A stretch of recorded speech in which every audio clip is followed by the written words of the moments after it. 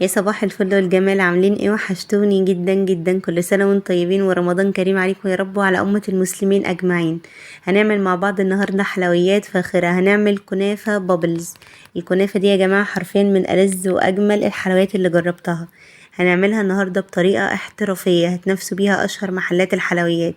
الكيلو منها بره في إتول والأبوار ب300 و400 جنيه. هنعملها النهاردة في البيت ب30 جنيه بس. ما شاء الله، شايفين الجمال؟ من كيلو كنافة واحد عملت 100 قطعة بابلز. هنعملها بطريقة سهلة جدا وبسيطة جدا وعمرها ما هتبوظ منكم أبدا.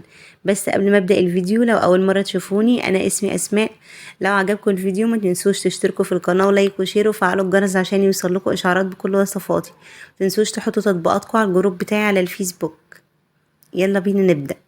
معايا هنا أول حاجة الحلة بتاعتي رفعتها على النار وهنزل فيها بكوبايتين من السكر بالكوباية المعيارية، وهنزل عليهم بكوبايتين من المية بالشكل ده.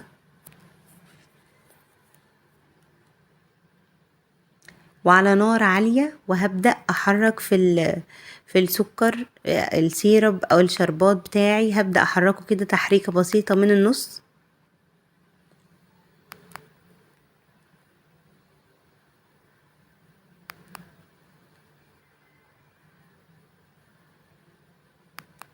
وعلى نار عالية، وهسيبه لمدة 10 دقايق. ومعايا هنا نص عصير ليمونة هنعصرها عليه كده قبل ما يغلي أو أي حاجة يعني، بالشكل ده زي ما انتم شايفين. وهنا سبته لمدة 10 دقايق مش أكتر، انتوا بتحسبوا 10 دقايق على الموبايل. ومعايا هنا كمان معلقتين من الفانيليا السايلة او البودر، بس انا بفضل السايلة، بتدي ريحة وطعم احلى طبعا. ومعايا هنا كيلو من الكنافة دي انا سبتها، يعني جبتها النهاردة وحطيتها في الفريزر واشتغلت فيها تاني يوم. بيبقى تقطيعها سهل، وهبدأ اقطعها بايدي كده تقطيع بسيط، وبعدين هنزل فيها، هنزل بيها في الكبة، سوري.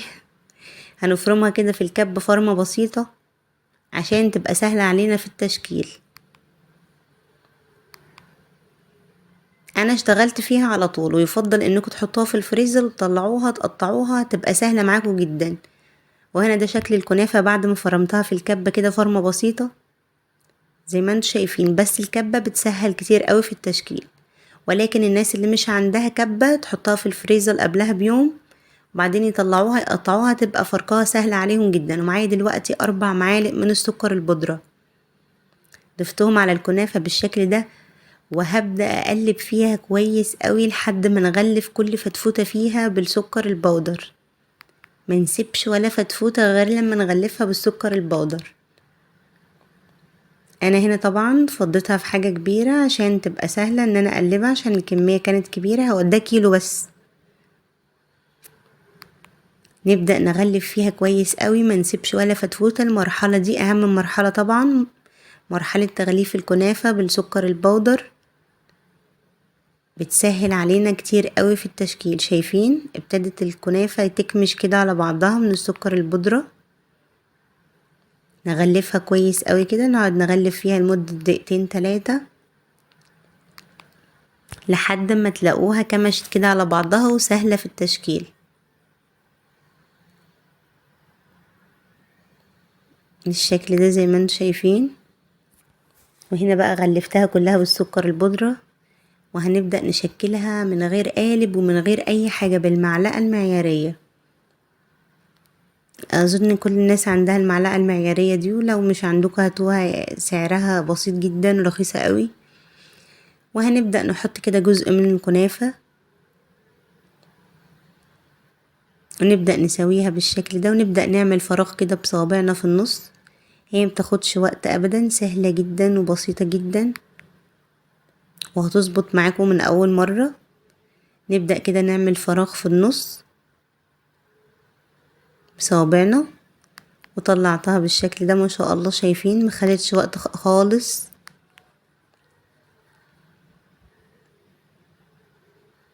وفي صينية بقى ألمونيا مش دهنها حاجة ابدا، وهبدأ ارص فيها البابلز بتاعي الكنافة. وهنعمل كمان واحدة بالشكل ده. هناخد كمية نحطها كده في المعلقة المعيارية، وهبدأ اعمل فراغات بصوابعي كده في النص بضغط على الحروف قوي عشان تثبت معايا. انا مش هتكلم كتير، بس هسيبكوا تشوفوها انتوا بنفسكوا. انا بضغط في النص كده وبعمل فراغ في النص بصوابعي، وبعدين بطلعها من المعلقة بكل سهولة. وهنعمل كل الكمية بنفس الطريقة زي ما انتوا شايفين. بحط كمية وابدأ افرغ في النص بصباعي. وهنا بقى ما شاء الله كنت خلصت كل الكمية بتاعتي، يعني مخدتش تشكيل مني حوالي تلت ساعة ربع ساعة بالكتير قوي. شايفين ما شاء الله الكيلو طلع معايا كمية محترمة. وهبدأ بقى ادخلها دلوقتي الفرن، يعني ما سقيتهاش سمنة ولا اي حاجة. هدخلها بس الفرن كده تشد نفسها مع السكر البودرة. ما خدتش لون، هنا كنت خرجتها من الفرن يعني ما خدتش لون ابدا. سبتها لمدة دقيقة كده على الرف اللي في النص، بس شدت نفسها مع السكر البودرة. وفي المرحلة دي ما ينفعش ان وانتوا بتشكلوا الكنافة تحطوا لها السمنة ابدا ابدا. هنا بقى انا فكيت نص كوباية سمنة وعليهم ربع كوباية زيت، فكيتهم كده على النار، ما سخنتهمش ولا حاجة، فكيتهم بس. وهبدأ بقى انزل كده بحاجات بسيطة، ممكن بالفرشة بالمعلقة على الكنافة، على كل الكمية بتاعتي بالشكل ده. وهدخلها الفرن بقى لحد ما على الرف اللي في النص لحد ما تاخد لون احمر كده من فوق وتستوي معايا. ودلوقتي بقى هنجهز لها الحشوة بتاعتها. زي ما انتوا شايفين معايا نص كوباية من الزبيب وعلى نص كوباية من الفول السوداني، تشكيلة بسيطة جدا. ومعايا دلوقتي 3-4 معالق من الكراميل. انا كنت منزلة فيديو عندكم على القناة بتاعتي للكراميل. طريقة الكراميل طريقة سهلة جدا وناجحة قوي. وقلبتهم في بعض بالشكل ده. ودلوقتي بقى الكنافة بتاعتي بعد ما خرجت من الفرن سبتها حوالي 5 دقايق على الرف اللي في النص. استوت كويس قوي. شغلت عليها الشواية لمدة نص دقيقة. وطبعا يعني لو الفرن كويس ناره عالية مش هتحتاجوا الشواية. انتوا هتتابعوها لحد ما تاخد اللون ده وتستوي. ودلوقتي بقى هسقيها بالسيرب او الشربات بتاعي بالمعلقة كده على كل بابلزاية.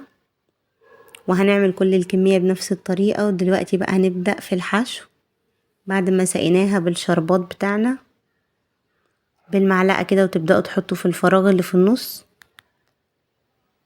بالشكل ده. اظن مفيش يا جماعة اسهل من كده.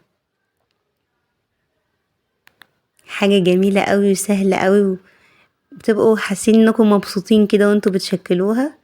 وهنعمل دي بقى هنا بالكريمة. انا ما بحبش الكريمة ابدا بصراحة، يعني مش هكدب عليكم، بس هي اساسها الكريمة. في ناس بتحبها بالكريمة، بس انا فضلت ان انا اشكلها بالكراميل والمكسرات البسيطة دي، يعني الفول والزبيب. وهعمل دي بس وحداية بس بالكريمة. انا مش هاكلها ابدا. الكريمة دي مستحيلة عندي، من الحاجات المستحيلة. ولكن للناس اللي بتفضل الكريمة احشوها كريمة، ممكن كريمة ومكسرات، بس انا فضلت الكراميل والمكسرات. بس هي تنفع بالكريمة بالشكل ده في الفراغ اللي في النص. وابدأ اشكل.